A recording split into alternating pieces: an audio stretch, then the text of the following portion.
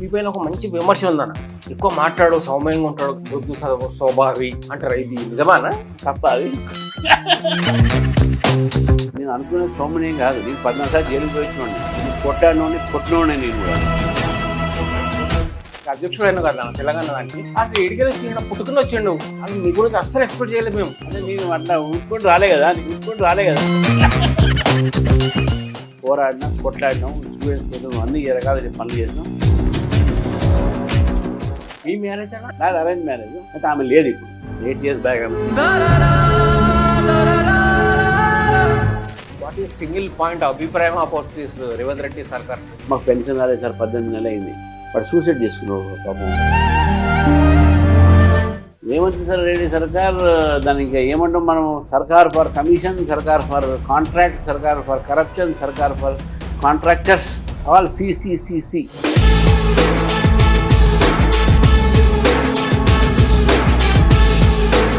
ముస్లిం వాళ్ళు ఓట్లు అసలు వద్దా అన్న మీకు? మేమేమంటాం? అందరూ ఒకటి, సబ్కా సాత్ సబ్కా వికాస్, సబ్కా ప్రయాస్ सबका विश्वास।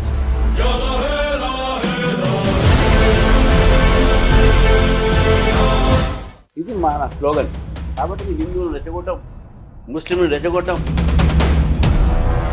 అయితే అన్న అక్కడ మోదీ గారు గ్లామర్ వల్ల గెలుస్తుంది. ఇక్కడ మాకు మీరు కూడా వస్తారని చెప్పి మీరు అనుకుంటున్నారు. జ్ఞానం నాకు లేదంటారు. సార్ నమస్తే. సదనా బాగున్నా? బాగా అన్న 2 నిమిషాలు మాట్లాడదాం దాని అన్న. ముందు ఫస్ట్ సంతూర్ చిన్నప్పటి నుంచి వాడుతున్నారా, మధ్యలో వాడుతున్నారా? తెలుగు వాడు, నేను మైసూర్ దాడిని వాడుతుండే. ఇప్పుడు తెల్లగా ఇంత తెల్లగా ఎట్లున్నారా? ఇలా మేము చూసాం తమన్నాని, ఇంత తెల్లగా ఉంది అనుకున్నాం. ఆ తర్వాత నువ్వు అన్న ఫుల్ తెల్లగా, ఫుల్ వైట్. అట్లా నువ్వు దీనికి అధ్యక్షుడు అయినా కదా తెలంగాణ దానికి. అసలు ఎడికి వచ్చిండు, పుట్టుకుని వచ్చిండు. అది మీ గురించి అస్సలు ఎక్స్పెక్ట్ చేయలేదు మేము. ఎవరు వాడు వస్తాడు, ఆయన వస్తాడు, ఈయన వస్తాడు అనుకున్నాము. అని నువ్వు సడన్ గా బురుకు నువ్వు వచ్చినావు. ఎట్లా వచ్చి నువ్వు అసలు నీ సంగతి ఏంది? అంటే నేను అట్లా ఊరుకుంటూ రాలే కదా. నేను 45 సంవత్సరాలు పనిచేసిన, ఏబీపీలో పనిచేసిన, జైలుకు పోయినా, కొట్లాడినా. నా చరిత్ర విద్యార్థి దశ నుంచి ఉన్నది. అంటే చాలా మందికి తర్వాత అడ్వకేట్ అయిన తర్వాత కొద్దిగా వకాలత్ ఎక్కువ చేస్తుండే. ఆయన కూడా రాజకీయాలు ఉండే, పోటీ చేసిన, ఎమ్మెల్సీ గెలిచిన. అసలు నువ్వు లిస్ట్ లో లేవన్నా? అట్లా ఉండదు పార్టీ లిస్ట్ ఉండదు. పార్టీ అన్ని రకాలుగా ఆలోచించి ఇస్తుంది. అంతేగాని ఎవరికి ఇచ్చినా మనం కూడా పని చేస్తాం. నీ ఇచ్చినా అందరూ పని చేస్తున్నాం. మనకంతా కలిసి మెలిసి పోయే పార్టీ. ఈసారి నాకు అవకాశం నాకు వచ్చింది, ఇంకోసారి ఇంకోరికి వస్తుంది అన్న. ఇప్పుడు మీ గురించి నాకు అంటే చాలా మంది తెలియదు. మొన్న, నిన్న, నేడు, రేపు ఈ 4 అంశాల పైన మీ ఇంటర్వ్యూ చేద్దాం అన్న. అంటే ఫస్ట్ మీరు ఎక్కడ పుట్టిండ్రు, ఎక్కడ పెరిగిండ్రు, ఎట్లా పెరిగిండ్రు, ఎప్పుడు పెద్దగా అయిండ్రు, ఎప్పుడు పెళ్ళి అయింది, ఈ సంగతిలో చెప్పండి ఒకసారి. నేను మాది కోదాడ, నల్గొండ డిస్ట్రిక్ట్. తెలంగాణ మీరు? పక్క Nalgonda district Telangana. I'm seeing your colour is from north side. North side. North లో పెరిగినా నేను. అచ్చా. బీహార్లో నేను పుట్టిన తర్వాత మా ఫాదర్ ఇంజనీర్ ఉండే ఇక్కడ నాగార్జున సాగర్లో. తర్వాత మా ఫాదర్కు బిఐటి మెస్రా రాంచీలో జాబ్ వచ్చింది ప్రొఫెసర్గా. ఇక అప్పుడు ప్రొఫెసర్గా. సో బిఐటీలో ప్రొఫెసర్ ఉండే. సో అక్కడ నేను నాకు 6 months 8 months ఉన్నప్పుడు పోయినా అక్కడికి. ఇక నేను అక్కడే పెరిగి 7th దాకా అక్కడ చదువుకున్నా. ఎంతమంది అండి? మేము మొత్తం ముగ్గురం. నేను పెద్ద, నా తర్వాత సిస్టరు, ఆమె వాళ్ళ హస్బెండ్ బ్యాంక్ మేనేజర్ ఉండే. ఆమె ఇక్కడ మాడిపల్లి ఉంటుంది, ఆమె హౌస్ వైఫ్. దాని తర్వాత ఇంకో తమ్ముడు, ఆయన ఇప్పుడు ఎన్ఐటి డైరెక్టర్, వరంగల్లో ఉండే డైరెక్టర్, ఇప్పుడు రాయ్పూర్ డైరెక్టర్. మన జేఎన్టీయూ ప్రిన్సిపల్ ఉండే, అక్కడ రిజిస్ట్రార్ ఉండే అని. తర్వాత ఇంకో సిస్టర్, ఆమె గైనకాలజిస్ట్, మాడిపల్లి డాక్టర్. ఇంకో లాస్ట్ తమ్ముడు అమెరికాలో ఇంజనీర్. అంటే ఇంజనీర్ అంటే మేనేజ్మెంట్ కన్సల్టెంట్, ప్రైవేట్ కంపెనీ పనిచేస్తాడు. అమెరికాలో అక్కడే సెటిల్ అయ్యిండు. ఆయనది ఇంటర్ క్యాస్ట్ మ్యారేజ్, మా అమ్మాయిది ఇంటర్ క్యాస్ట్ మ్యారేజ్, మా కొడుకు అడ్వకేటు. ఫ్యామిలీ అంతా చెప్తా, అది నా మ్యారేజ్ వస్తాను. నాది అరేంజ్ మ్యారేజ్. మా అలా ఖమ్మం చేదా. అయితే ఆమె లేదు ఇప్పుడు, 8 years బ్యాక్ ఆమె చనిపోయింది. కొద్దిగా హెల్త్ బాగాలేక. 2 పిల్లలు నాకు. ఆమె ఒక అమ్మాయి ఆస్ట్రేలియా, అబ్బాయి అడ్వకేట్, ఇంజనీరింగ్ చేస్తే అడ్వకేట్. అట్లా అనమాట. ఎప్పుడైనా మ్యారేజ్ ఎప్పుడైంది? ఏ సంవత్సరం? నాది 86లో మ్యారేజ్. 27th April 1959లో పుట్టిన. పుట్టి స్కూలింగ్ అంతా రాంచీ, బీహార్, జార్ఖండ్. బీహార్ 7th వరకు లల్లు ప్రసాద్ ఇంట్లో. లల్లు ప్రసాద్ అప్పుడు లల్లు ప్రసాద్ ఉండే, ఇప్పుడు జార్ఖండ్ కదా. ఇప్పుడు జార్ఖండ్ సోరెన్, సోరెన్ వాడు కొడుకు ఓకే. ఈ తర్వాత హైదరాబాద్ వచ్చి కేంద్ర విద్యాలయం పికెట్ సికింద్రాబాద్ కేంద్ర. అప్పుడు నేను ఉన్నప్పుడు ఎమర్జెన్సీ ఉండే. ఎమర్జెన్సీ తర్వాత ఎమర్జెన్సీ పెట్టి డైరెక్ట్గా స్కూల్ నుంచి డిగ్రీ వచ్చాను నేను. అరే డిగ్రీ రాగానే ఫస్ట్ ఇయర్ అప్పుడు ఎలక్షన్స్ అనౌన్స్ చేశారు, రైల్వే డిగ్రీ కాలేజ్. నేను ఫస్ట్ ఇయర్ ప్రెసిడెంట్ గెలిచిన, సెకండ్ ఇయర్ ప్రెసిడెంట్ గెలిచిన, థర్డ్ ఇయర్ ప్రెసిడెంట్ గెలిచిన, రికార్డ్ ఏబీవీపీ నుంచి. ఇక అప్పుడు 77 నుంచి ఇప్పటి వరకు కూడా నేను అదే లైన్లో, అదే సిద్ధాంతము, అదే పార్టీ ఏబీవీపీ బీజేపీ దాని ఉన్నాను. దాంట్లో పోరాడినా, కొట్లాడినాం, స్టూడెంట్స్ కోసం అన్ని రకాల పనులు చేసినాం. మీ ఈరోజు ఈ రాష్ట్ర అధ్యక్షుడు అయినా. మొత్తం ఏం చదువుకున్నాను ఇంతకు? MA political science, LLB. తర్వాత ఇప్పుడు నేను సీనియర్ అడ్వకేట్ని, బార్ కౌన్సిల్ మెంబర్ చేసిన, state bar council India member చేసిన, ప్రెస్ కౌన్సిల్ ఆఫ్ ఇండియా కూడా మెంబర్ చేసిన. ఇంత టైం ఎక్కడ చేసిన రకాల చేసుకుని చేస్తున్నాం, ఎమ్మెల్సీగా చేసిన. నీకు ఎట్లా ఇది ప్రెసిడెంట్షిప్ వచ్చిందన్న? పెద్ద తాజు కాదు కదా, అలా కష్టపడి పనిచేసేవాడు ఎవరికైనా ప్రెసిడెంట్ మా పార్టీలో వస్తుంది. అందరు అనుకున్నది ఒకటి అవుతుంది, జరిగేది ఒకటి అవుతుంది. నేను నా 45 సంవత్సరాలు అదే సిద్ధాంతాన్ని నమ్ముకొని ఉన్నా, కార్యకర్తలతో కలిసి ఉన్నా, మెలిసి ఉన్నా, జైలుకు పోయినా, కొట్లాడుతున్నాం అంటే వేరే వాళ్ళతో మనతో కాదు, కొట్లాడినాము, కొట్టుకున్నాము. ఈరోజు ఈ యొక్క స్థానంలో మనం ఉన్నాం. మేము అనుకున్నాం అంటే ఈయన పుసుకరం ప్రెసిడెంట్ అయిపోయింది. ఎందుకు అయిపోయింది అంటే మన మోడీ సార్ అక్కడ వాళ్ళంతా బ్రాహ్మణిజం ఎక్కువ సపోర్ట్ చేస్తారట. సార్ కూడా వచ్చిందంటే బ్రాహ్మణిజం వల్ల వచ్చింది అట్లా అనుకున్నాం. అంటే నేను అందుకే ముందు చెప్పిన, మా తమ్ముడు కులాంతర వ్యవహారం, మా బిడ్డ కులాంతర వ్యవహారం. నాకు కులం కన్నా ఎక్కువ మనకు జాతి అనేది మన భరత జాతిలో ఉన్నటువంటి ఒక ఇది ఒక నేను నాకు ముఖ్యంగా నమ్ముతా, ఇండియన్ కల్చర్ దాని కులాన్ని నమ్మ. మీరు ప్రెసిడెంట్ అయినకి మీ వచ్చిన మార్పు చేసింది ఏందన్న? ఈ మార్పు చాలా మార్పు అయినాయి. కొత్త వాళ్ళకు అవకాశం వచ్చింది, కొత్త వాళ్ళకి యంగ్స్టర్స్కి వచ్చినాయి అన్ని. తర్వాత కార్యకర్తలు నేను వాళ్ళ ఇళ్ళలో పోయి పండుకుంటున్నా, అక్కడ పోయి తిరుగుకుంటూ. అవునా? దాదాపు 22 జిల్లాలు తిరిగిన, వాళ్ళ ఇళ్ళకి పోయి తిరుగుతున్నా, వాళ్ళకి కలుస్తున్నా రోజు. దాదాపు ఇప్పుడు అన్ని జిల్లాలు తిరిగిన, ఒక 2-3 జిల్లా. అది కూడా ఈ సర్పంచ్ ఎలక్షన్ తర్వాత చేద్దాం. తర్వాత నేను వచ్చిన తర్వాత కార్యకర్తలు కూడా నాతో కలవడానికి అవకాశం ఇస్తున్నాం. పొద్దున 6 గంటల నుంచి రాత్రి 8-9 దాకా ఈ కార్యకర్తలను కలవడానికి ఉంటే అన్నీ ఉంటాయి, వాళ్ళ మాటలు ఇంటున్నా చేస్తున్నాం. ఇప్పుడే మొదలైంది కదా నాది. నా మార్పు ఏమొస్తుంది రాబోయే రోజులు వస్తాయి, కానీ కార్యక్రమాలు బ్రహ్మాండంగా జరిగినాయి. నేను వచ్చిన తర్వాత ప్రతి కార్యక్రమం కూడా సక్సెస్ అయినాయి. ప్రతి కార్యక్రమంలో కూడా పాల్గొనేటువంటి కార్యకర్తలు పెరిగారు, ప్రజా ఆదరణ పెరిగింది. చాలా మంచి ఒక వాతావరణం వచ్చింది. ఒక రాజకీయమైనటువంటి ఒక ఇది ఆల్టర్నేటివ్ అవుతుందనే విశ్వాసం కూడా కార్యకర్తలు ప్రజలు వచ్చేసింది. అంటే చిన్న కార్యకర్తలను మీ దగ్గర సంప్రదించేంత లెవెల్ మీరు ఇస్తుండ్రు. ఎవరైనా రావచ్చు, నాది ఎప్పుడు 24 hours నా డోర్స్ ఓపెన్. నేను ఇప్పుడు చెప్పడం కాదు, మీరు అయిన పిలిపి ఫోన్లో మాట్లాడండి, రామచంద్ర కలిసిన అడగండి, ఎవరైనా అడగని చెప్తాడు. చిన్న కార్యకర్త అయినా సరే. అయితే ఇంకో చిన్న విమర్శ ఉందన్న, మన జూబ్లీ ఎలక్షన్ మొన్న అయినాయి. నేను అక్కడ ఎల్లారెడ్డిగూడలో ఉంటా. ఆడ ఉన్నప్పుడు ఏంటంటే ఈ మొన్న ఎలక్షన్ జరిగినప్పుడు అందరు బీజేపీ స్థానికులను ఎవరు రానిలేదంట. బీజేపీ పార్టీ వాళ్ళు బయట వాళ్ళు వచ్చిండ్రు, బయట వాళ్ళు పైసలు తీసుకునిపోయినంట. ఇక్కడ మా లోకల్ బాగా పైసలు అయితే ఇవ్వలేదు. బయట వాళ్ళు వచ్చిన అంటే ఏ పార్టీ వాళ్ళు రాలేదు, బయట వాళ్ళు కాంగ్రెస్ పార్టీ వాళ్ళు, సో లోకల్ వాళ్ళు వచ్చినా ఇది వాళ్ళకి వేసాను. వాళ్ళ అయితే ఆయన ఎందుకు చెప్తున్నా అంటే కాంగ్రెస్ పార్టీలో బయట వాళ్ళు వచ్చినాం, టీఆర్ఎస్ పార్టీలో బయట వాళ్ళు వచ్చినాం. ఎట్లా వచ్చిందో డబ్బులు తీసుకొచ్చిండ్రు. కానీ మా కార్యకర్తలు బీజేపీలో పని చేయాలని వచ్చిండ్రు, అక్కడ పైసలు లేకుండా పని చేయాలని వచ్చిండ్రు. స్థానికులకు వాళ్ళ పని పైసలు అన్నారు కదా, పైసలు ఒక పైసలు మేము ఇవ్వలేదు, ఒక పైసా పంచలేదు. వాళ్ళ సొంత పైసలు పెట్టుకొని వచ్చి బీజేపీలో పని చేయాలని చెప్పి వచ్చారు వాళ్ళు. పని చేయాలని వచ్చారు, అది మటుకు ఓకేనా. కానీ స్థానికులకు పని చేయకుండా స్థానికులతో కలిసి చేస్తారు కదా. లేకుంటే ఎల్లారెడ్డి కూడా మీళ్ళు ఎక్కడ నాకేం తెలుస్తుంది, అక్కడ స్థానికంగా ఉన్నటువంటి మా రామకృష్ణ తెలుస్తుంది, అనా సత్తన ఇడు ఉంటాడు రా అంటాడు. అట్లా లోకల్ లేని బయట వాళ్ళు ఏం చేయలేరు అట్లా. అందుకని లోకల్తో కలిసే పని చేశారు. అక్కడ ఇంతకుముందు బంగారు లక్ష్మణ్ ఉండే కదా సార్, మీ అధ్యక్షుడు, పార్టీ అధ్యక్షుడు. వాళ్ళ చుట్టాలు ఎవరో బంగారు ప్రశాంత్ ఉండే. అవును, ఆయన కూడా అక్కడే తిరిగింది కదా, తిరిగిండు. ఆయన ఆధ్వర్యంలో మేము అందరం బచ్చగాళ్ళు పనిచేసాం. బంగారు ప్రశాంత్ మా పాత లీడర్, ఆయనకు వస్తుందేమో అనుకున్నా ఈసారి.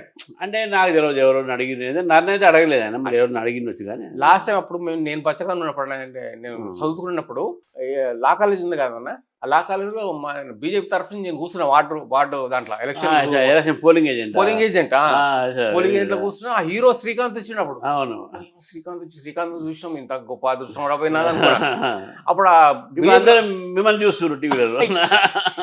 అది అంతే అట్లా అన్న. అయితే ఇంకోటి మన రాజాసింగ్ది ఏందన్న, ఆయన మంచి తీసేసిండ్రు, మంచి మీరు ఎవరు తీసారు ఆయన? ఇది బీజేపీ గోషమ్మాయిలు. అవును, ఎవరు తీసారు? అంటే ఆయనే వెళ్ళిపోయినాడు, మరి అయిపోయాయి. ఆయన వెళ్ళిపోయేటట్టు చేసినేవో అని అది నాకు తెలియదు ఎట్లా ఆయన వెళ్ళిపోయాడు. అది ఆయన చెప్పాలి. వచ్చిన కన్నా ముందే ఆయన రిజైన్ చేసిండు. మరి ఎందుకు చేసిండు నాకైతే తెలియదు, నాకు ఎప్పుడు కలవలేదు కూడా. అచ్చా, ఇంకోటి అన్న, మన ఈటెల రాజేందర్ ఉండే ప్రెసిడెంట్ గా, ఈయన మన బండి సంజయ్ ఆయన ఉన్నప్పుడు మంచి ఊపులో ఉండే బీజేపీ. ఇప్పుడు కూడా ఊపు ఉంది, డోంట్ వరీ. ఆ ఊపు ఉన్నప్పుడు ఈయన కిషన్ రెడ్డి తీసుకొచ్చిన పుస్తకం. ఆయన అట్లని కాదు కదా, 3 సంవత్సరాలు అయిపోయింది కాబట్టి తీసుకొచ్చినట్టు. ఇప్పుడు మనం ఏమన్నానంటే 3 సంవత్సరాలు మాత్రమే పదవీ కాలం, 3 సంవత్సరాలు పదవి. తర్వాత కిషన్ రెడ్డి తీసుకొచ్చిన తర్వాత సంజయ్ గారికి ఆల్ ఇండియా జనరల్ సెక్రటరీ ఇచ్చారు. మనది కూడా అది దీనికన్నా పెద్ద post. All India general secretary ఇప్పుడు మంత్రి చేశారు. కాబట్టి అట్లా ఏమి ఉండదు. ఇప్పుడు తెలంగాణ విషయంలో బీజేపీ సంగతి ఎట్లా ఉందన్నా? తెలంగాణలో బీజేపీ వస్తుంది, అధికారం వస్తుంది. మీరు నన్ను ఇక్కడ వచ్చిన తర్వాత సార్ మీ పార్టీ అధికారంలో వచ్చింది, చాలా బాగా వచ్చిందని అంటారు, మీరే అంటారు. అంటే బీజేపీ సెంట్రల్లో నేషనల్ లెవెల్లో మోడీ సార్ వల్ల ఆయనకున్న గ్లామర్ వల్ల వస్తుంది, కానీ ఇక్కడ కష్టంగా ఉంది. ఏం కష్టం లేదు, ఇక్కడ కూడా మోదీ గ్లామర్ పనిచేస్తుంది, కార్యకర్తలు పనిచేస్తారు, ఆయన గ్లామర్ పనిచేస్తుంది, 100% పనిచేస్తుంది. స్టేట్లో కూడా పనిచేస్తుంది. మీరు చూడండి, పెద్ద ఇప్పుడు మీరు ఒకటి చూడండి, టీఆర్ఎస్ పార్టీ పని అయిపోయింది, వాళ్ళకి లీడర్ లేరు. మన ఎమ్మెల్సీ ఎలక్షన్ పోటీ చేయలేదు ఎవరు. వాళ్ళని టీఆర్ఎస్ అంటారా బీఆర్ఎస్ అంటారా? ఏమంటారు వాళ్ళని చెప్పాలి, వాళ్ళ బీఆర్ఎస్ టీఆర్ఎస్ అని వాళ్ళు మళ్ళీ మార్చుకుంటారట. టీఆర్ఎస్కి ఇప్పుడు వాళ్ళు వాస్తవ బాలే అన్నారు, ఎవరు అంటుండే. వాళ్ళకి అదే నమ్మకాలు ఎక్కువ, ప్రజలకన్నా వాళ్ళని దాన్ని నమ్ముతారు. బీఆర్ఎస్ పార్టీ అనుకోండి, 3 ఎమ్మెల్సీ ఎలక్షన్ అయితే 3 బీజేపీ గెలిచింది. ఏవిఎన్ రెడ్డి సాబ్ గెలిచిన, అంతకుముందు టీఆర్ఎస్ ఉన్నప్పుడే గెలిచింది. కాంగ్రెస్ పార్టీ వచ్చినంత కాంగ్రెస్ సీట్ ఓడిపోయి మేము గెలిచినది, 8 మంది ఎంపీలు గెలిచినాం. బీఆర్ఎస్ ఆడేది 0. అయితే ఇక్కడ జూబ్లీస్ అన్నారు, జూబ్లీస్ మాకేం నష్టం జరగలేదు, మాకు అదే ఓట్లు వచ్చినాయి, ఏవో 4 తక్కువ వచ్చినాయి, కొద్దిగా తక్కువ. కానీ సీట్ ఎవరిది అది ఇంతకుముందు? టీఆర్ఎస్ వాళ్ళది, అంతే కదా. ఇప్పుడు ఏమైంది, ఓడిపోయింది కదా, మామూలు ఓడిపోలేదు కదా, 25,000 ఓడిపోయింది కదా. నష్టం ఎవరికి? వాళ్ళకి, టీఆర్ఎస్. మళ్ళీ అది ఎవరు మాట్లాడరు, ఓ బీజేపీకి నష్టం. బీజేపీకి నష్టం ఎందుకు? నష్టం జరిగింది టీఆర్ఎస్కు. మేము ఆ సీట్లో గతంలో 25,000 వచ్చినాయి, ఇప్పుడు 17. గతంలో ఆయనే గెలిచిండే, గతంలో ఆయన గెలిచిండు, మళ్ళీ ఆయనకే ఇచ్చిండు, మళ్ళీ ఆయనకే ఇచ్చినాం. మేము ఇచ్చినాం, వాళ్ళు కూడా వాళ్ళ పిల్లలకి ఇచ్చింది కదా, వేరే వాళ్ళకి వెళ్ళి కదా. జనరల్గా బై ఎలక్షన్లో పాత క్యాండిడేట్కి ఇస్తారు, ఎవరు మార్చారు, ఎవరో మార్చారని. ఇప్పుడు ఫర్ ఎగ్జాంపుల్ హుజూరాబాద్లో బై ఎలక్షన్ అయింది, ఇట్లకి ఇచ్చినాం కదా. దుబ్బాకలో బై ఎలక్షన్ అయింది, రఘునాథరావుకి ఇచ్చినాం కదా. ఇక్కడ బై ఎలక్షన్ మళ్ళీ దీపక్ రెడ్డికి ఇచ్చినాం. రాజకీయాల్లో ఏమైతే ఒక పార్టీ నిర్ణయం తీసుకుంటే కొన్ని కారణాలు ఉంటాయి దానికి, ఎందుకు ఈ నిర్ణయం తీసుకున్నారు, ఎందుకు ఆయనకి ఇవ్వలేవన్నీ ఆలోచన ఉండదు. తర్వాత అక్కడ ఎవరు గెలిచింది? కాంగ్రెస్. ఎవరు కాంగ్రెస్ చెప్పిన? ఎవరు? మజ్లీస్ పార్టీ క్యాండిడేట్ కదా ఆయన. మన ఆ పార్టీ ఈ పార్టీలో టికెట్ ఇచ్చి ఇద్దరు కలిసి చేసినారు. మళ్ళీ ఎవరు అంటాం, మన మజ్లీస్ అంటావా కాంగ్రెస్ అంటావా? అట్లా ఆ రకంగా అయింది కదా. అట్లా అదే ఆలోచించుకోవాలి మనం. కాంగ్రెస్ కూడా గెలవలేదు, అక్కడ మజ్లీస్ పార్టీ గెలిచింది, అది మనం ఆలోచించాల్సిన అవసరం ఉన్నది. ఇప్పుడు సెంట్రల్ ఎవరైతే మోడీ సార్ ఉన్నాడో, ఎంఐఎం బాగా వేరే స్టేట్లో కూడా బాగా విస్తరించింది. అది ఎట్లా విస్తరించింది అంటే, మోడీ సార్ ఏమన్నాడంటే, వాళ్ళు పోయి ముస్లిం వాళ్ళని రెచ్చగొట్టు, మేమేమో హిందువులను రెచ్చగొడతాం, మీరు వీళ్ళు ఉంటే మేము వీళ్ళు అన్నట్టు ఈ ఎంఐఎంకి అసదుద్దీన్ ఓవైసీ చెప్పినట్టుంది. ఆయన పోయి మొత్తం స్టేట్లన్నీ, మిగతా స్టేట్లన్నీ ఎంఐఎం బాగా గుదుకున్నారు, ఆయన పోటీగా వీళ్ళు మోడీ సార్. ఇది అండర్స్టాండింగ్ అన్న? ఈ అండర్స్టాండింగ్ లేదు, పడలేదు. వీళ్ళు ఎందుకు చేస్తుంది తెలుసా? వీళ్ళు ఎందుకు చేస్తున్నా అంటే, హైదరాబాద్ అయిపోయింది, మీ ఇక్కడ 7, 8 ఉన్నాం, ఆడ ఇంకోటి పెంచుకుంటాం, ఆడ తిరుగుదాం. దేశంలో ముస్లిమ్స్కి లీడర్ లేరు. దేశంలో ముస్లిం ఇంత ఎవరు చెప్పరు, లీడర్ పేరు చెప్పండి మొత్తం ఆల్ ఇండియా లెవెల్లో. ఈయనే వస్తుంది, అయిపోయాయి. దేశవ్యాప్తంగా కూడా ముస్లింలకు నేనే నాయకుడి అని చెప్పుకోవాలి ఆయన. నా పార్టీనే ఉంది, ముస్లింకు వేరే లేరు. ఇంతకుముందు ఎవరో సైఫుద్దీన్ సోదో, ఇంకెవరో ఆ షాహీ ఇమామో ఎవరో ఉంటుండే. ఇప్పుడు ముస్లిం జాతీయ స్థాయిలో ఎవరు నాయకులు లేరు. సో నేనే నాయకత్వం వహిస్తా వాళ్ళకు అని చెప్పి డబ్బులు ఉన్నాయి. కాంగ్రెస్ పార్టీ సపోర్ట్ ఉంది, బీఆర్ఎస్ పార్టీ సపోర్ట్ ఉంది. వాళ్ళకి కావాల్సిన వాళ్ళు డబ్బులు ఇస్తారు, వాళ్ళకు చేస్తారు, దేశం తిరుగుతారు. ఇది ముందు కాదు, వీళ్ళిద్దరు చేసింది అది. అయితే ఇప్పుడు ఏమైంది వాళ్ళకు? వాళ్ళు ఇచ్చినా కూడా పైసలు కానీ మనకు కూడా నాయకత్వం కాదు కదా. మహారాష్ట్రలో పోటీ చేసాడు, ఇక్కడ పోటీ చేసాడు, అదొకటి. తర్వాత మోదీ కానీ బీజేపీ కానీ హిందువులను ఎప్పుడు రెచ్చగొట్టలే. మేమేమంటాం, అందరు ఒకటే, సబ్కా సాత్ సబ్కా వికాస్, అంటే సబ్కా ప్రయాస్ సబ్కా విశ్వాస్, ఇది మన స్లోగన్. కాబట్టి మేము హిందువులను రెచ్చగొట్టాం, ముస్లింలను రెచ్చగొట్టాం. ముస్లింలను రెచ్చగొడితే దాన్ని మేము వ్యతిరేకిస్తాం, హిందువులను తిడితే దాన్ని వ్యతిరేకిస్తాం. హిందువులు దేవీ దేవతలను అవమానిస్తే మేము దాన్ని తిడతాం, దాన్ని వ్యతిరేకిస్తాం. అంతేగాని మేము రెచ్చగొట్టేది లేదు. అది ఎప్పుడు వాళ్ళే గెలుస్తారా? ఈ 7 సీట్లు హైదరాబాద్ లో పక్కా గ్యారంటీ. 7 అనేది ఇప్పుడు భయం, మీరు అందరూ జాగ్రత్త పడాలి. ఏంటంటే ఇప్పుడు జూబ్లీస్ కూడా మాదే అంటారు వాళ్ళు, రేపు రాజేంద్ర గారు మాదే అంటారు, ఇంకేదో మాదే అంటారు, బోధన మాదే అంటారు. చిన్న చిన్నగా వస్తే ఇక వాళ్ళు గెలిస్తే ఇక మీకు గెలిచి ఏమవుతుంది? ఇక ఆ బైన్సాలో కూడా బాగా మీరు కావాలని పాలిటిక్స్ జరుగుతుంది. బైసా చైర్మన్ ఎంఐఎం నుండే ఇంతకుముందు. అక్కడ కావాలని కరెక్ట్ ఎలక్షన్ టైంలో కొట్లాడితే ఎంఐఎం వాళ్ళు డామినేషన్ చేస్తారు. కొట్లాడుతారు వాళ్ళే.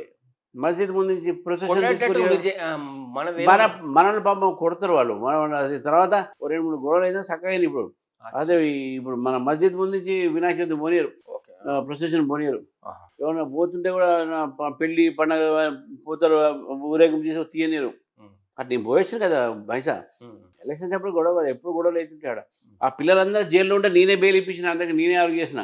అయితే ఇప్పుడు ముస్లిం వాళ్ళు ఓట్లు అసలు వద్దా అన్న మీకు? అట్లా ఇక్కడ అట్లయితే ఒక ఓటు మాకు కావాలి. ఇవాళ ఒక అమ్మాయి ముస్లిం అమ్మాయి వేరేది ఇప్పుడే ఇంకా మాట్లాడుతున్నాం. ఇక కింద ముస్లిం జరిగిన మా దాంట్లో ముస్లిమ్స్ ఉన్నారు, మా దాంట్లో మైనార్టీ మొత్తం, మా దాంట్లో ముస్లిం లీడర్స్ ఉన్నారు. అట్లే ముస్లిమ్స్ ఉన్నా కూడా ఈ దేశం మీద, ఈ యొక్క సిద్ధాంతం మీద, మోదీ మీద, వాజ్పేయి మీద, వీళ్ళ మీద నమ్మకం ఉన్న వాళ్ళు ఏ ముస్లిం అయినా మా పార్టీలో చేరొచ్చు, మేము స్వాగతిస్తాం. మా పార్టీలో షానవాజ్ హుసేన్ ఉండే, మా పార్టీలో అబ్దా నఖ్వీ ఉండే, ముస్తక్ నఖ్వీ. మా పార్టీలో మొహమ్మద్ కరీం ఛాగ్లా ఉండే, first vice president chief justice ఉండే, ఆయన మా పార్టీలో ఉండే. మా పార్టీలో ఇక్కడ మా పార్టీ లీడర్ హనీఫ్ అలీ ఇప్పుడు చనిపోయాడు, ఇప్పుడు ఉన్నాడు అఫ్సర్ పాషా ఉండే, ఇప్పుడు సర్దాజీ మా పార్టీలో ఉండడం. అన్ని మైనారిటీస్, క్రిస్టియన్స్ ఉన్నారు మా పార్టీలో. కేరళలో క్రిస్టియన్స్ అందరూ బీజేపీలో చేరినాం, మీకు గోవాలో క్రిస్టియన్స్ అందరూ బీజేపీలో ఉన్నారు. కాగా మాకు భారతదేశంలో మేము సర్వవ్యాపి, సర్వస్పర్శి, అన్ని రంగాల్లో, అన్ని కులాల్లో, అన్ని మతాల్లో, అన్ని వర్గాల్లో భారతీయ జనతా పార్టీ వ్యాపించాలి అనేటువంటి ఆలోచన మాది. మరి ఇక్కడ మటుకు ఏం విమర్శలు ఉండవన్న తెలంగాణలో గవర్నమెంట్కి? ఇంతకుముందు టీఆర్ఎస్ గవర్నమెంట్కి ఉండే, వాళ్ళు ఏదో పనులు చేస్తున్న వాళ్ళకి వ్యతిరేకంగా పోరు. ఇప్పుడున్న కాంగ్రెస్ గవర్నమెంట్కి వ్యతిరేకంగా సౌండ్ చేయరు ప్రతిపక్షం. సౌండ్ మాదే సౌండ్ ఎక్కువ ఉంది కదా. ఇప్పుడు రేపు మహాధారణ ఉన్నది, రేపు ఇందిరాపార్క్ దగ్గర 10,000 మంది ధారణ. రేపు చిట్టుడు బూతులు మా కేసీఆర్ నాన్న వాళ్ళ మాకైతే రాదు. అట్లా ఉంటుంది. వాళ్ళు చేసే విధానాలను మేము తప్పకుండా తిప్పికొడతాం, దాని మీద విమర్శిస్తాం. వ్యక్తి విమర్శ ఉండదు, బూతులు మాట్లాడడం. కానీ బూతులు మాట్లాడితేనే విమర్శ, బూతులు మాట్లాడితేనే ఓ రాజకీయ నాయకుడు అంటే అది మాత్రం కాదు. నేను మా దోస్తులకు ఇట్లా మాట్లాడమంటాను, బీజేపీ వాళ్ళు ఎక్కువ మాట్లాడరు, కాంగ్రెస్ వాళ్ళు, వేరే పార్టీ వాళ్ళు ఎక్కువ మాట్లాడారంటే అందరికంటే ఎక్కువ మెగా కృష్ణారెడ్డి ఉన్నాడంట కదా సార్, ఆయన ఆంధ్రలో. ఆయన ఎక్కువ ముడుపులు బీజేపీ వాళ్ళకి ఇచ్చిన, అందుకే సపోర్ట్ చేస్తలేరు వాళ్ళు అన్నట్టుగా కాముచుకున్నారా అంటాడు మా దోస్తు. అసలు ఇచ్చిండే అనుకో, దేనికి ఇచ్చిండు? మీరు గచ్చుకుంటే అన్ని ఇప్పుడు కాళేశ్వరం ఉంది, కాళేశ్వరం ఇచ్చింది ఎవరు? ప్రాజెక్ట్ ఉంది, అట్లాంటి వాటి కాళేశ్వరం తీసింది ఎవరు? మేమే కదా. కాళేశ్వరం మళ్ళీ అమిత్ షా వచ్చి, మోదీ వచ్చి చెప్పింది కదా కాళేశ్వరం బీఆర్ఎస్ పార్టీకి, బీఆర్ఎస్ ప్రభుత్వానికి ఏటీఎం అని మేము చెప్పినాం కదా, వాళ్ళు చెప్పలే కదా. ఈ డ్యామ్ సేఫ్టీ వాళ్ళు కూడా ఇక తప్పు జరిగిందని చెప్పింది ఎవరు? మేమే, కేంద్ర ప్రభుత్వం కదా, వీళ్ళు కాదు కదా. అన్ని మాట్లాడేది మేమే వ్యతిరేకిస్తున్నాం. కాంగ్రెస్ బీఆర్ఎస్ ఒకటే, ఇద్దరు. అట్లా మనం ఆలోచించాలి. కాంగ్రెస్, బీజేపీ, బీఆర్ఎస్ ఇద్దరు దోస్తులు, మంచి దోస్తులు, అన్నింటిలో పంచుకుంటారు. మన బయట కనబడ్డానికి మాత్రం ఇద్దరు కొట్లాడుకుంటారు. మాకేం డౌట్ వస్తుంది, బీఆర్ఎస్ ఇంకా బీజేపీ వాళ్ళు ఇద్దరు ఒకటేమో వాళ్ళు అట్లా అనుకుంటారు. వీళ్ళు చేసే ఇద్దరు తోడు దొంగలు వాళ్ళు. మీరు చేయండి, చూడండి, ఇప్పుడు ఏమన్నా అరెస్ట్ చేసిన చెప్పు, ఇప్పుడు అధికారులు మాత్రం అరెస్ట్ చేశారు.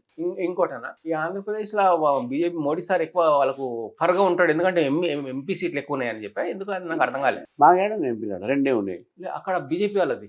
బీజేపీ చంద్రబాబు నాయుడు తరఫు నుంచి, అది ఎట్లా కూటమి కదా. అవును, కూటమి. ఇక్కడ 17 సీట్లలో 8 మావి ఉన్నాయి, మావే ఎక్కువ ఉన్నాయి కదా. అట్లా చూస్తే కూటమి ఉండొచ్చు. మా కూటమి ఒకటే కాదు కదా, చాలా జనతాదళ యువ మాత్రం ఉన్నది, చిన్న చిన్న పార్టీలు మాత్రం ఉన్నాయి, దాదాపు టీడీపీ మాత్రం ఉన్నది, రకరకాల చిన్న చిన్న నార్త్ ఈస్ట్లో చిన్న పార్టీలు మాత్రం ఉన్నాయి.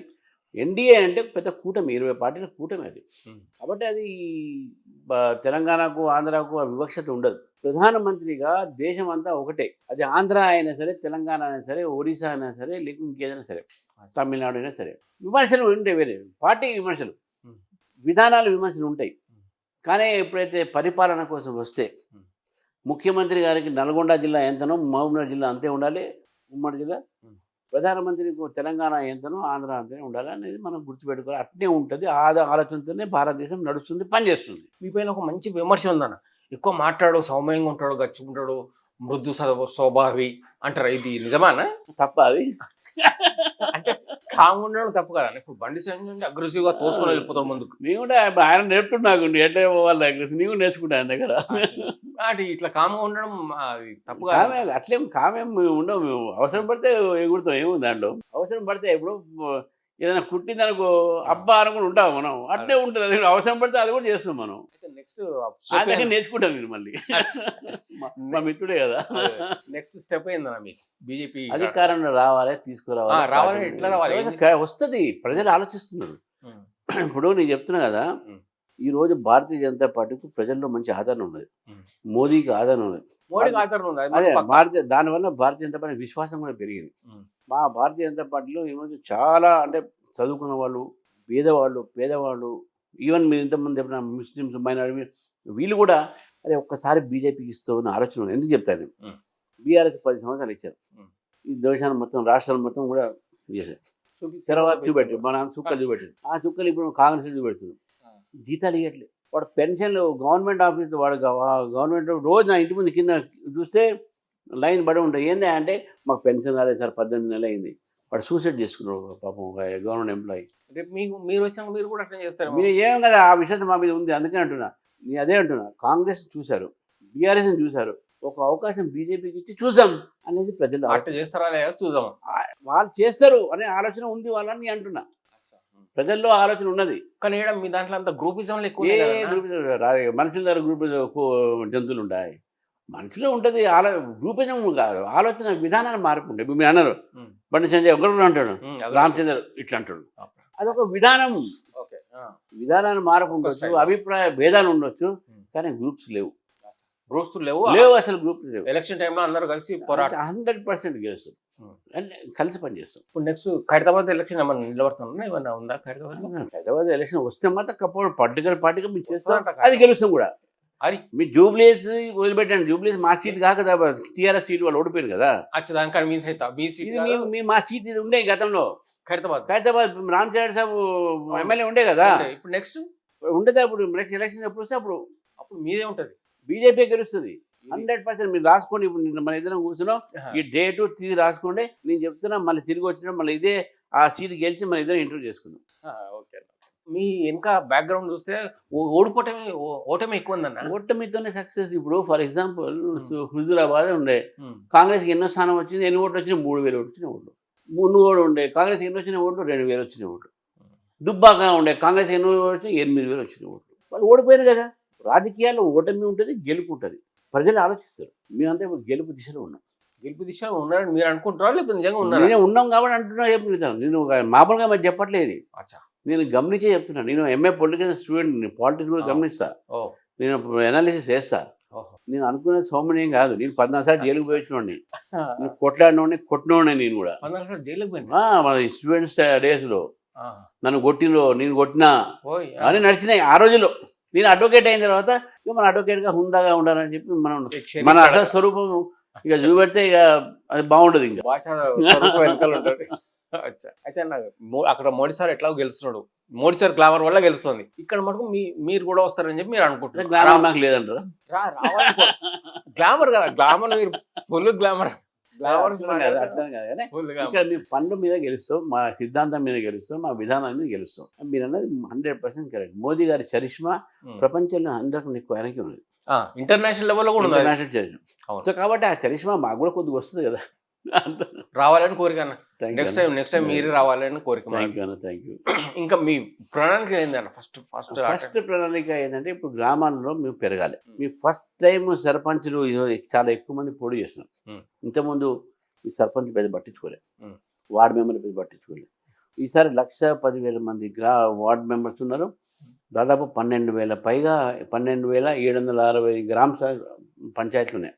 దాంట్లో దాదాపు 6,000 దాకా మేము పోటీ చేస్తున్నాం. 6,000 దాకా అని అన్ని చేయట్లేదు. కొన్ని యునానిమస్ అయితే, కొన్ని చూడ మేము ట్రైబల్ ఏరియాస్లో, ఏజెన్సీ ఏరియాస్లో, నెక్స్ట్ ఏరియా క్యాండిడేట్ దొరకడం కష్టమవుతుంది.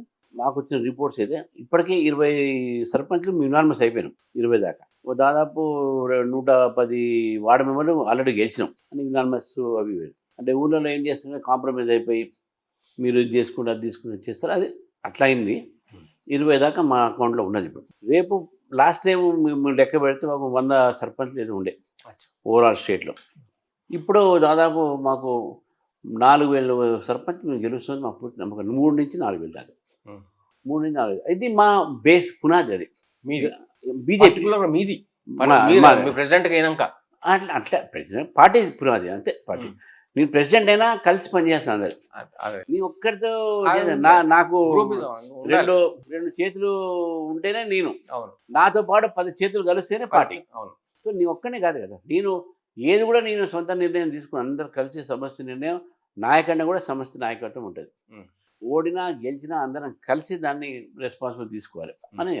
మన అసెంబ్లీ లెజిస్లేటివ్ అసెంబ్లీ ప్రెసిడెంట్ ఎవరు ఉన్నారంట కదా బీజేపీ తరఫున, కాంగ్రెస్ నుంచి వచ్చిన ఆయన పేరు మహేశ్వర్ రెడ్డి. మహేశ్వర్ రెడ్డి. ఆయనకు ఎందుకు Maheshwar Reddy? Because of is ready.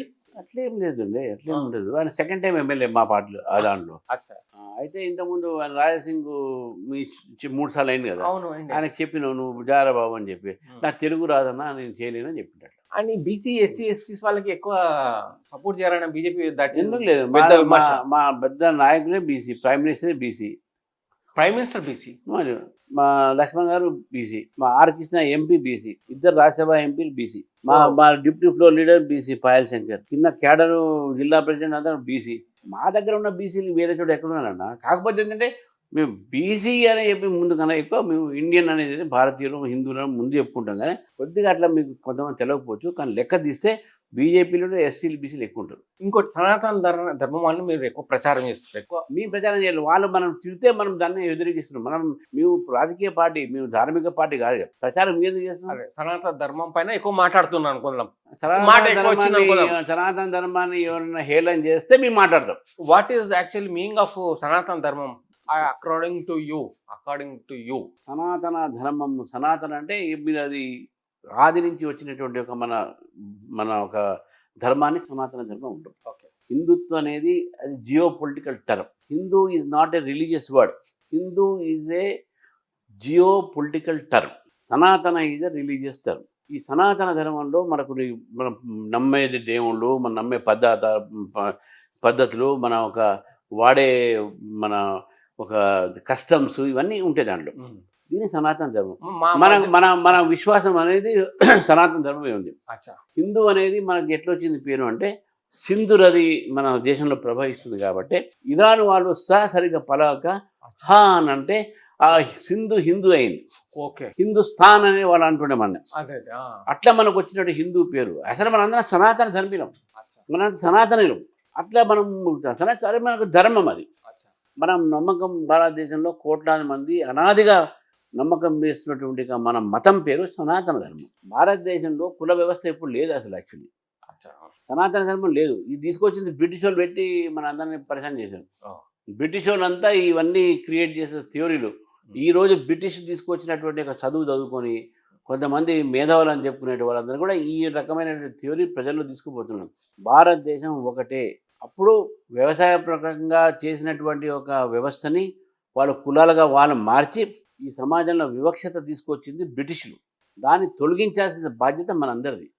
అది మోదీ గారు చేస్తున్నారు, అది బీజేపీ చేస్తుంది. వాట్ ఈస్ సింగిల్ పాయింట్ అభిప్రాయం అబౌట్ దిస్ రేవంత్ రెడ్డి సర్కార్? రేవంత్ రెడ్డి సర్కార్ దానికి ఇంకా ఏమంటాం మనం? సర్కార్ ఫర్ కమిషన్, సర్కార్ ఫర్ కాంట్రాక్ట్, సర్కార్ ఫర్ కరప్షన్, సర్కార్ ఫర్ కాంట్రాక్టర్స్, అంతే. All CCCC. లాస్ట్ క్యాన్సిల్ చేసేస్తారు ఆ పార్టీ. అయిపోయింది, క్యాన్సిల్ అయిపోతుంది. చిన్న 2 అయింది, 3వ ఏళ్ళు ఇంకా దగ్గుతుంది, కింది సెల్లార్లు వెళ్ళిపోతుంది. సి. మీ అభిప్రాయం ఏంటన్నా బీఆర్ఎస్ వాళ్ళ పైన? కేసీఆర్ చచ్చిపోయిన పామిని ఊరికే కుట్టుడేందుకు? అంతేనా? ఎవరున్నా చెప్పండి, ఆ 4 తప్ప మీకు ఎవరు కనబడి చెప్పండి. కేటీఆర్, హరీష్ రావు, అది కవితమ్మ సంగతి అన్నా. ఇక అది ఏంటంటే ఎంత దోచుకున్నారంటే పంచుకునేటప్పుడు గొడవలు మన మధ్యన. మనం దాన్ని ఇక మనం అయ్యంతా ఎట్లా పంచుకుని ఆయనకి ఎక్కువ వచ్చింది, నాకు తక్కువ వచ్చింది, ఈ గొడవ ఇదంతా వాళ్ళకి. అది సో మీరు వస్తే మీరు ఎంత సంపాదిస్తారు? మీ కథ ఏందన్న? మా దగ్గర సంపాదించేటటువంటి ఆలోచనలు ఎవరు లేరు. నేను ఆస్తులు అమ్ముకుని రాజకీయాలు ఉన్నా. ఈ ఒక్క పైసలు సంపాదించుకుని ప్రొఫెషనల్గా అడ్వకేట్గా సంపాదించిన కొన్ని కొన్నా నా ఎలక్షన్ అవన్నీ ఖర్చు పెట్టిన. అవునా? మా పార్టీలో మీరు చూడండి, మా ఇల్లు వచ్చి చూడండి మీరు ఎట్లుంటుంది, మిగతా వాళ్ళ చూడండి. మేము డబ్బుల కోసం రాజకీయాలు రాలే, మేము ప్రజల సేవ కోసం వచ్చిన రాజకీయాలు. అందుకే 45 సంవత్సరాల నుంచి ఇదే పార్టీలో ఇదే ఒక దీంట్లో సిద్ధాంతాలు ఉన్నాం. కేవలం ప్రజల సేవ కోసం మనం ఉన్నాం. దీంట్లో దేశ సేవ కోసం మనం పార్టీలో వచ్చినాం. దేశం కోసం మన ప్రాణాలను కూడా త్యాగం చేయాలనే భావన, అర్పిత భావంతో, సమర్పిత భావంతో మేము వచ్చినాం. ఏదో సంపాదించుకుంటున్నానంటే చాలా మార్గాల నుండి సంపాదించుకుంటాను. రాజకీయాల్లో రావాలా? నేను అడ్వకేట్గా నెలకు 30 లక్షలు సంపాదించేటోడు నేను. ఇప్పుడు సంపాదించే పరిస్థితులు లేవు. నాకు ఏదో నాకు పెన్షన్ వస్తుంది ఎమ్మెల్సీగా ఉన్న, ఎక్స్ ఎమ్మెల్సీగా. దాంతో దీంతో మనకు ఏదో 2-3 కేసులు వస్తే మా అబ్బాయి చేసిన నాకు వస్తుంది అంటే. అంతేగాని డబ్బు కోసము సంపాదించడం కోసం మీరు రాజకీయాల్లో రాలేదు. నేనే కాదు, మా పార్టీలో ఎవరు కూడా అటువంటి ఆలోచించలేరు. డబ్బు కోసం రాజకీయాల్లోకి రాలేదు, డబ్బు సంపాదించడం పెద్ద ఇంట్రెస్ట్ లేదు అనేది ఇంట్రెస్ట్ అనట్లేదు. నేను సంపాదించే మార్గాలు మాకు ఉన్నాయి కదా. నేను అడ్వకేట్ని, నాకు ఉన్నది, ఇంకోటి ఉన్నది. కానీ రాజకీయాల్లో సంపాదించడం తప్పది. రాజకీయాల్లో సంపాదించడానికి వస్తే ఒక మాట తప్పు. కానీ కొంతమంది రాజకీయాలు వచ్చి సంపాదించుకుంటున్నారు, అది పొరపాటు. ప్రజల డబ్బు అది. అదే ఇవాళ తప్పే తప్పు. మోదీ గారి మీద ఒక్క కరప్షన్ కేసు చూపెట్టండి, బీజేపీ పాలిత రాష్ట్రంలో చూపెట్టండి, ఎక్కడ కూడా తప్పు కరప్షన్ ఉన్నది అని అంటే డెఫినెట్గా వాళ్ళ మీద యాక్షన్ ఉంది, లేకుంటే ప్రజలు యాక్షన్ తీసుకుంటారు. BJP the corrupt free party. Corruption లేకుండా నడిపేది బీజేపీ పార్టీ. అందుకని తెలంగాణ ప్రజలు బీజేపీ రావాలని కోరుతున్నారు. ఈ 2 పార్టీలు చూసిన తర్వాత ఒకసారి బీజేపీకి అవకాశం ఇస్తామని చెప్పుకుంటున్నారు. అట్లా వాళ్ళు ఎట్లా చేస్తారు, ఏదైనా చూసాం, వాళ్ళు మంచిగా చేస్తారని వాళ్ళ నమ్మకం ఉంది మా మీద. ఓకే అన్న, అయితే ఆల్ ది బెస్ట్ అన్న. మీకు మీ పార్టీకి గెలవాలి మనస్ఫూర్తి కోరుకుంటున్నాను. థ్యాంక్ యూ అన్న. మళ్ళీ ఏ కల్మషం లేకుండా మీరు కూడా గెలవాలి. మీరు కూడా నాకు రాజకీయమైనటువంటి అంబిషన్ లేదు. నేను మా పార్టీని గెలిపించాలి, మా పార్టీ వాళ్ళే రేపు ముఖ్యమంత్రి కావాలి, మా పార్టీ వాళ్ళు మంత్రి కావాలి. నేను మాత్రం కేవలం వాళ్ళ గెలుపు కోసం ప్రయత్నం చేసేటువంటి అంతే. అబ్బా, నాకైతే సొంతంగా నేను పోటీ చేయను అనేది కూడా నేను నిశ్చయించుకున్నాను కాబట్టి ఏం ప్రాబ్లం కాదు. You are looking like same అచ్చం పాలిటిక్స్, పొలిటికల్ పర్సన్.